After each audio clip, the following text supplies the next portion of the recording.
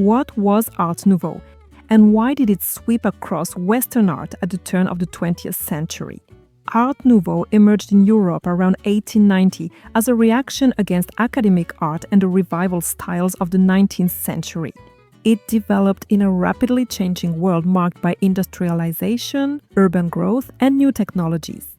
Artists and designers wanted a modern aesthetic that would break away from imitation of the past and reflect the spirit of their time. The style is characterized by organic lines, flowing curves, floral and plant-inspired motifs, and a focus on unifying art, design, and architecture. It extended far beyond fine art, shaping furniture, glassware, jewelry, posters, and everyday objects, embodying the idea of total art.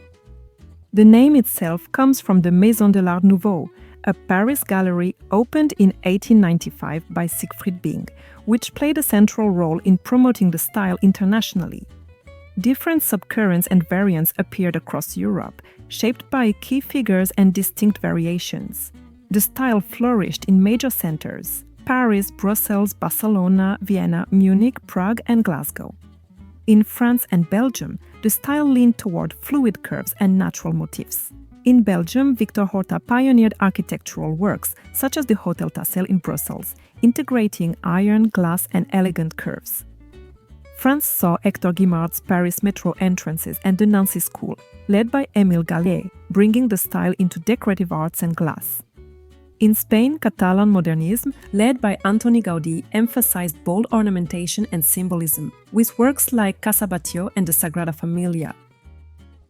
Austria and Germany embraced geometric approaches through the Vienna Secession with Gustav Klimt, Otto Wagner, and Joseph Hoffmann, and through Jugendstil.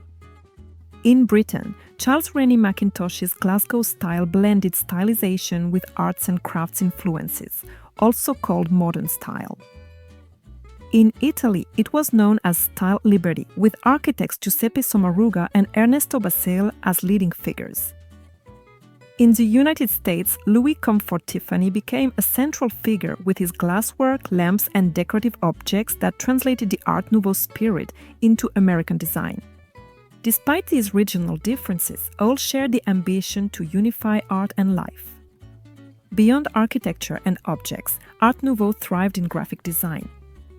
Alphonse Mucha's theatrical posters for Sarah Bernhardt and Jules Chéret's posters featuring Loie Fuller became iconic, instantly recognizable, and helped spread Art Nouveau to a wide audience. Several influences fed into Art Nouveau. Japanese art, especially ukiyo-e prints, inspired as symmetry and stylized forms. Symbolism contributed a dreamlike and poetic quality. And the British arts and crafts movement, led by William Morris, encouraged craftsmanship and the integration of design, ideals that resonated strongly with Art Nouveau artists. The 1900 Paris Exposition Universelle played a decisive role in spreading the style worldwide, showcasing Art Nouveau architecture, interiors, and decorative arts to millions of visitors. By around 1910, however, the movement began to fade. Its ornate, handcrafted nature clashed with the rising preference for more functional, simplified forms.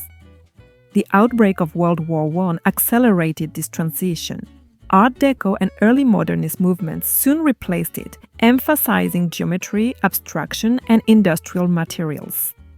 Despite its decline, Art Nouveau remains a pivotal moment in the history of art and design.